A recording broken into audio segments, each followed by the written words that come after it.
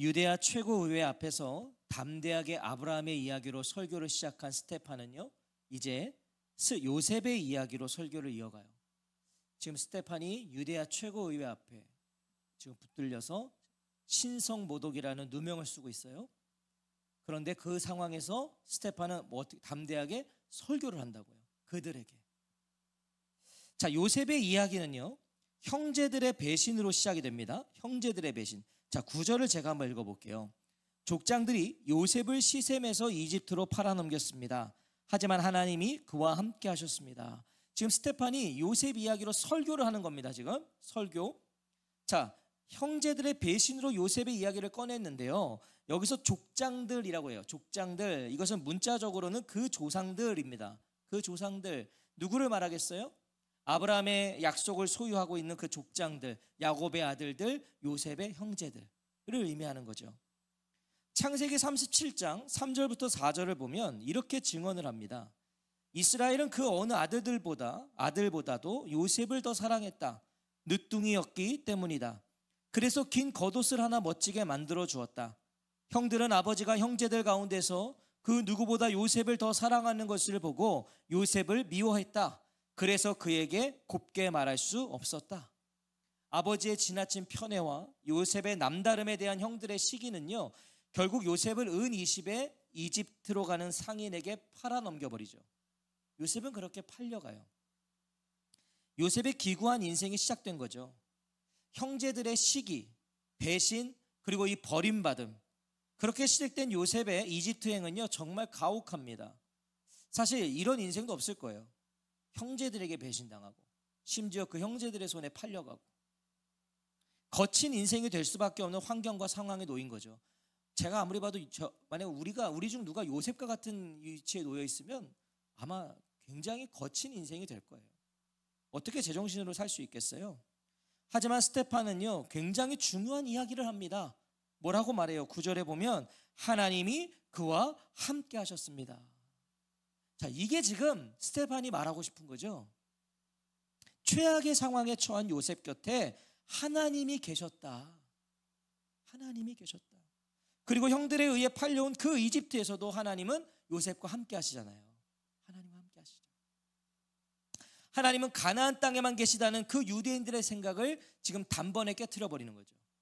당시 유대인들의 생각은 뭐예요? 이 종교 지도자들의 생각은 뭐예요? 하나님은 성전 안에만 계신다. 그걸 깨버리는 거예요. 하나님은 성전에 매여 계신 분이 아니라 사랑하시는 자기 백성이 가는 곳이면 그곳이 어디라도 함께 하시는 분이시다. 이걸 지금 스테판이 논증하는 거죠. 형제들에게 배신당해서 이집트로 팔려간 이 비운의 주인공 요셉. 하지만 하나님은 그런 요셉과 함께 계셨고요, 모든 어려움에서 그를 건져내시고 은혜와 지혜를 주셨어요. 그게 하나님이 하신 일이에요. 자, 10절 말씀 한번 읽어볼까요? 10절 시작. 모든 큰 어려움에서 요셉을 건져내 주셨습니다. 또 파라오 곧 이집트의 임금 앞에서 요셉에게 은혜와 지혜를 주셨습니다. 그래서 파라오가 그를 세워 이집트와 자기의 온 집을 다스리게 했습니다. 자, 스테판은 버림받아 팔려버린 요셉 같은 자가 어떻게 이집트의 총리로 세워졌는지를 증언하기 시작해요. 자, 그렇게 기구한 인생이 어떻게 이집트의 총리가 됐을까? 그걸 또 설교를 통해서 지금 전하고 있는 거죠. 요셉을 이집트 총리로 세운 것은 분명 파라오입니다. 바로가 임명한 거잖아요. 파라오가. 하지만 스테판은요, 아니다. 그건 하나님이 하신 일이다 라고 말하고 있어요. 하나님이 요셉과 함께 하시고 하나님이 요셉을 구해내셔서 그 구해내신 결과가 이집트의 총리로 세워질 수 있었다는 거죠. 하나님이 행하신 것이다. 분명 이집트에 오기까지 요셉의 인생은 최악입니다. 이런 인생 어디 있어요? 이집트 총리가 되기 위해 형들의 시기를 받은 것도 아니고요, 배신을 당한 것도 아니잖아요. 우리가 이걸 그렇게 생각하면, 만약 총리가 되기 위한 시기와 배신이었다면 그거 못 버틸 사람 어디 있습니까? 저 같아도 버티겠어요. 이거 조금만 버티면 내가 이집트의 총리가 된다고? 그럼 못 버틸 사람 어디 있냐고요. 버티죠. 내 고난이 언제 끝난다를 알면요, 그거 못 버틸 사람 어디 있냐니까요. 모르니까 힘든 거죠. 요셉은 몰랐어요. 조금만 버티면 총리가 될 수 있는데 그거 못할 리가 없잖아요. 근데 요셉은 그걸 몰랐다고요. 억울하고 악이 받치는 상황이에요. 이렇게 억울할 수가 없어요. 아버지의 넘치는 사랑과 자신이 꾼 그 꿈 때문에 버림받고 팔려왔다고요. 잘못이 하나도 없어요. 괜히 만약에 이걸 원망하려면 원망할 거리가 숱한 거예요. 아버지 왜 괜히 나를 사랑하셔서, 왜 나를 편애하셔서, 하나님은 왜 이 꿈을 주셔서, 원망할 거면 숱한 거죠. 그런데 이 말도 안 되는 상황을 통해서 하나님은 요셉에 대한 하나님의 계획을 이루어 가십니다. 이 말도 안 되는 일을 통해서 우리가 마주한 어떤 문제와 상황 속에서도요, 하나님은 우리를 향하신 그 뜻과 계획을 이루고야 마신다는 것을 우리는 다시 한번 확인하게 되는 거죠. 저는 이 하나님을 믿으시기를 축복합니다. 하나님은요, 어떻게든 뜻을 이루고 마신다고요. 방해해도 이루어내세요. 하나님. 나의 최악이, 나의 어떤 악조건이 하나님께도 최악은 아니에요. 근데 우리는 나의 최악이 하나님께도 최악인 것 같고, 나의 악조건이 하나님께도 악조건인 것 같아요. 그 무엇도 하나님의 계획을 취소할 수 없어요. 못 취소해요. 어떤 일도 하나님은 사용하셔서 하나님의 계획을 이끌어 가십니다. 아멘. 자, 그럼 성도에게 좋은 일과 나쁜 일은 그리 중요하지 않습니다. 그러니까 본질적으로 보면 좋은 일도 나쁜 일도 그렇게 중요하지 않아요. 우리를 절망하게 하고 낙심하게 하는 그 나쁜 일조차도 하나님의 뜻을 이루는 재료가 된다면, 그렇죠? 나에게 날 절망하게 하고 나를 낙심하게 하는 그 나쁜 일도 하나님이 쓰시는 재료가 될 수 있다면 헛된 것이 버릴 것이 하나도 없는 거예요. 우리 인생에 버릴 게 하나도 없어요. 저도요, 제 인생에 많은 일들이 있었는데 지우고 싶은 거 하나도 없어요. 왜냐하면 그 시간들을 통해 제가 됐거든요. 저는요, 고난을 통해 제가 많이 자랐죠. 제가 무엇을 성취하고 잘한 것으로는 제가 잘한 게 하나도 없어요. 조금도 저를 잘하게 못했어요, 그게. 그러나 저는 제가 눈물을 흘릴 수밖에 없는 그때에 하나님이 저를 키우셨어요. 그래서 성도는 절망의 순간에도 그것으로 인해 낙심하며 포기하기보다는 그 절망과 눈물과 한숨을 통해서도 일하고 계시는 하나님을 바라봐야 되는 거예요. 그래서 저는 이렇게 도전드리고 싶어요. 우리는 자꾸 내 인생에 어떤 좋은 일이 있고 뭔가 일이 잘 풀려야만 뭔가 그게 하나님이 나와 함께하고 계시다고 느끼는 것 같은데요. 아니요.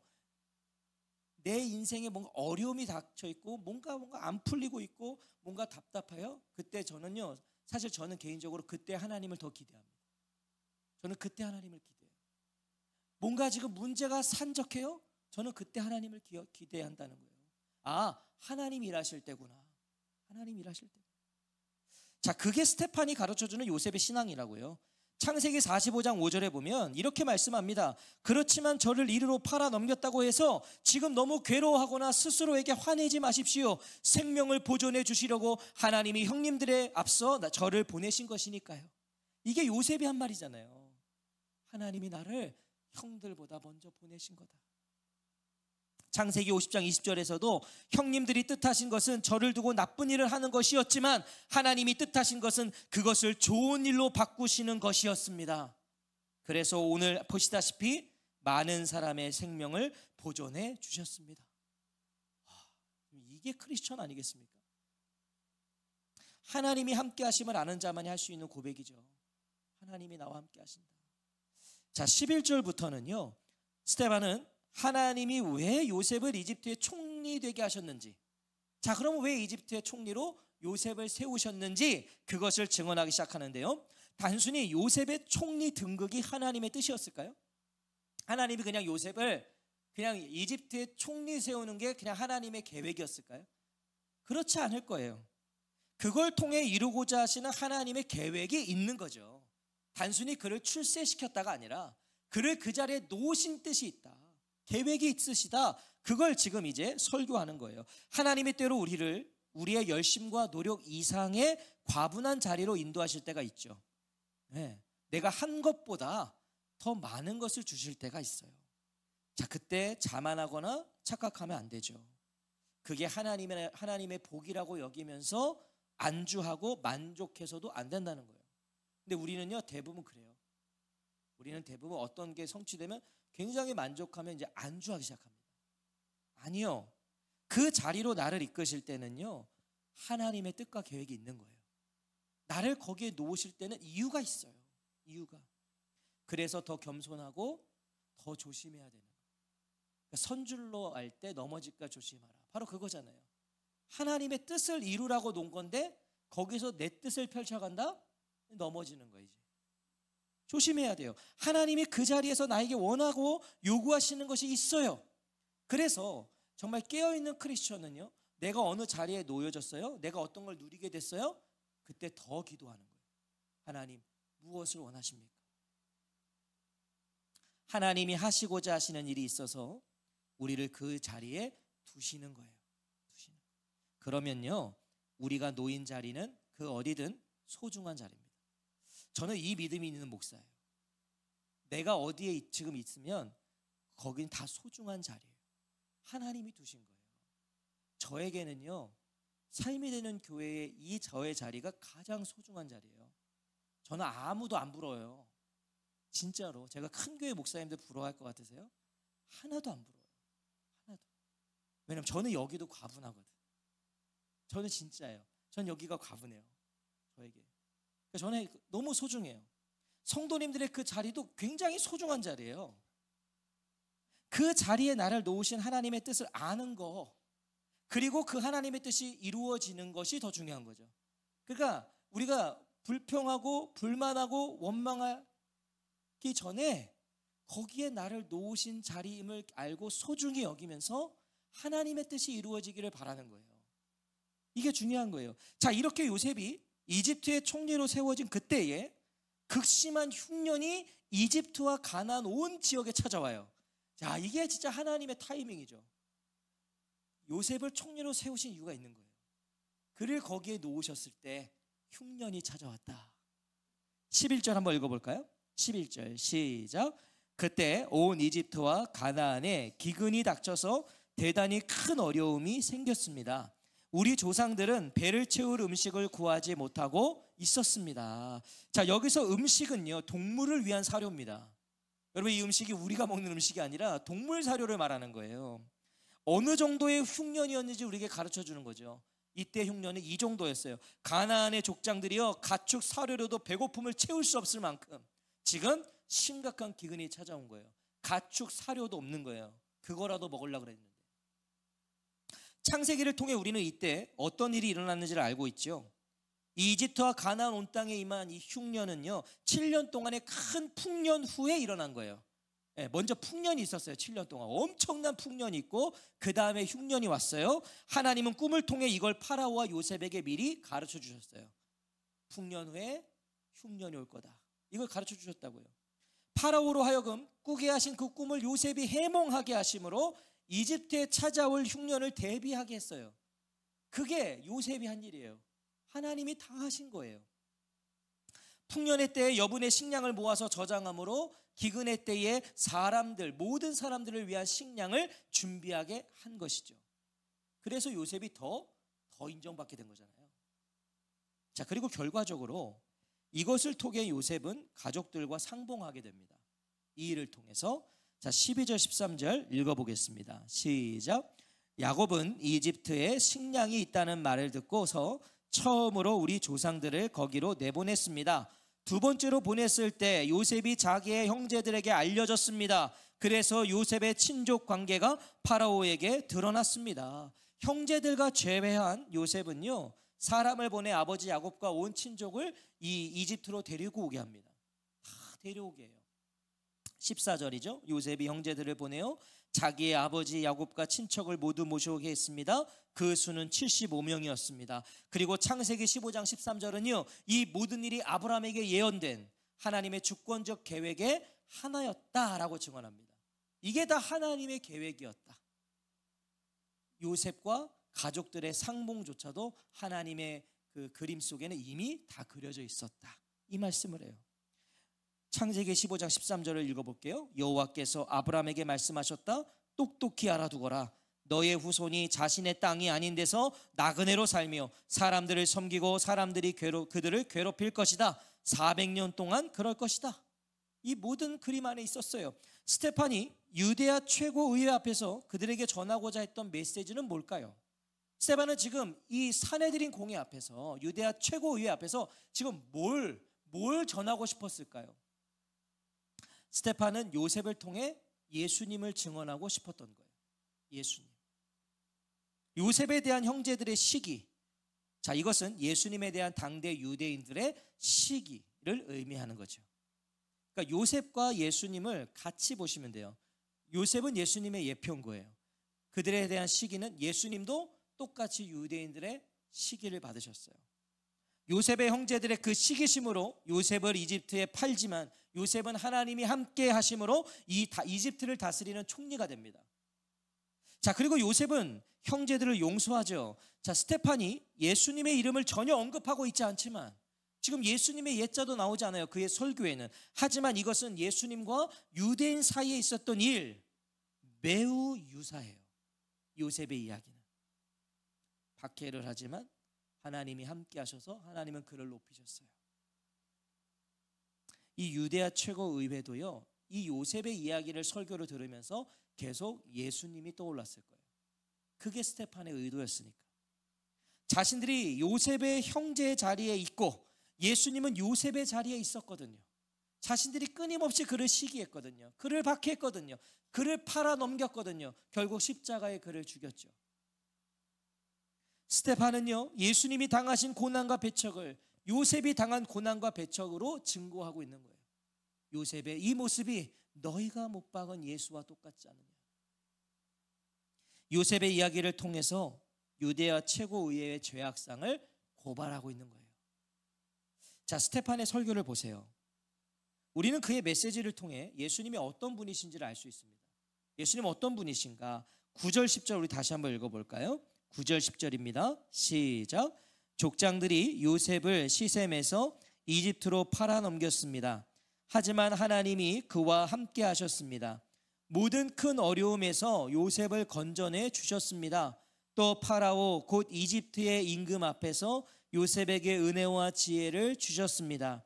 그래서 파라오가 그를 세워 이집트와 자기의 온 집을 다스리게 했습니다. 하나님이 요셉에게 허락하신 네 가지 은혜를 말하고 있는데요. 네 가지 은혜. 자, 먼저 하나님이 요셉과 함께 계셨다. 함께 계셨다. 그리고 요셉을 모든 환난에서 건져내셨다. 건져내셨다. 이집트 왕 파라오 앞에서 요셉에게 은혜와 지혜를 주셨다. 그리고 요셉을 이집트와 파라오의 온 집을 다스리게 세워주셨다. 이게 하나님이 주신 은혜라는 거예요. 여러분, 예수님도 그와 같으셨어요. 하나님이 결국 예수님을 높이셨죠. 온갖 수모와 고난과 결국 그 끝에 고난의 극치인 죽음까지 당하셨지만 부활의 영광으로 하나님이 높이셨어요. 요셉과 똑같아요. 스테판은 요셉이 예수님의 예표임을 설교한 거예요.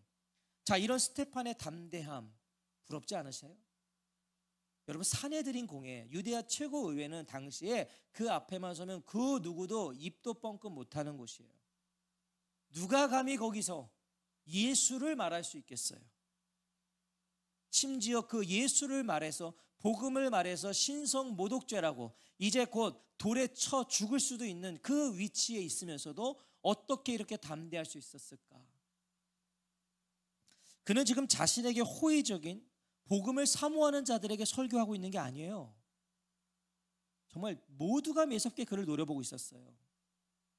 유대아 최고의회에서 이 의회원들, 사람을 매수해서 자신을 신성모독이라고 매도하는 그 유대 지도자들 앞에서 설교하고 있어요. 무엇이 스테판으로 하여금 이런 신앙의 절개를 보이는 자가 되게 했냐는 거예요. 어떻게 이걸 가능하게 했는가? 어떻게? 하나님과 요셉의 스토리는 예수님의 예표이자 동시에 그 예수 그리스도 안에 있는 자신의 예표임을 스테판은 알고 있었던 거예요. 요셉의 이야기는 예수님의 예표이자 지금 나의 예표이다. 이것이 그 믿음 안에 있었다는 거죠. 요셉의 인생 가운데 함께 하셨던 하나님이 예수님의 공생의 가운데 함께 하셨고 지금 그 예수 그리스도로 인해서 최고의회 앞에 서 있는 자신과도 함께 하고 계시다는 걸 스데판은 알았어요. 지금 나와 함께 하고 계신다. 요셉이 형제들의 시기와 배신의 결과가 뭔지를 몰랐던 것처럼 요셉은 몰랐어요. 형들이 배신할지도 몰랐고 형들이 나를 팔아넘길지도 몰랐고 그 결과가 무엇일지도 그는 몰랐어요. 스데판은요, 요셉과 예수님의 생애를 통해 눈앞의 상황이 결과와 결말을 의미하지 않는다는 것을 알았던 거예요. 요셉의 인생도 그는 결과를 몰랐지만 그러나 하나님이 그와 함께 하셨고 나도 내 인생의 결과가 내가 결말이 뭔지는 모르지만 내가 이들 앞에서 지금 죽음을 당하는 건 분명 나의 결과와 결말이 아닐 것이다. 이것을 믿은 거예요. 하나님의 보이지 않으시는 손길이 지금 이 순간에도 자신에게 닿아 있다는 것을 그는 알기에 그는 요셉의 생애를 통해서 예수님과 자신을 향하신 하나님이 함께하고 계심을 선포할 수 있었던 것이죠. 사랑하는 성도 여러분, 오늘 어떤 하루를 지나고 계신가요? 오늘 어떤 하루를 보내셨어요? 어떤 문제와 난관에 부딪혀 계신가요? 오늘도 해결되지가 않아서, 아니 내가 어떻게 해야 될지를 모르겠어서 내 마음을 먹먹하게 하는, 나를 절망적이게 하는 문제는 무엇이신가요? 오늘 나에게 당면한 문제, 눈을 뜨나 감으나 변하지 않는 나의 현실보다 더 확실한 증거를 붙잡으셔야 돼요. 확실한 증거요. 아니, 그 증거에 내가 붙잡혀야 돼요. 그 증거에. 그 증거가 뭐죠? 오늘 내가 내 당면한 문제, 내가 눈을 뜨나 감으나 계속해서 나를 힘들게 하는 그 변하지 않는 문제요. 내 현실, 지금 나를 답답하게 하는 내 문제, 그 문제, 그거보다 더 확실한 증거가 뭐냐고요, 지금 나에게. 오늘 말씀이 바로 그것이에요. 하지만 하나님이 그와 함께 하셨습니다. 이게 그 증거여야 되는 거죠. 하나님이 요셉과 함께 계셨듯이, 하나님이 요셉을 모든 환난에서 건져내셨듯이, 하나님이 이집트 왕 파라오 앞에서 요셉에게 은혜와 지혜를 주셨듯이, 하나님이 요셉을 높이셨듯이 우리 인생, 오늘 우리의 인생에도 함께 계시다는 사실이 우리가 마주한 현실보다 더욱 분명한 증거라는 거예요. 이게 더 분명한 증거셔야 돼요. 하나님이 나와 함께 하신다. 그러나 하나님 나와 함께 하신다.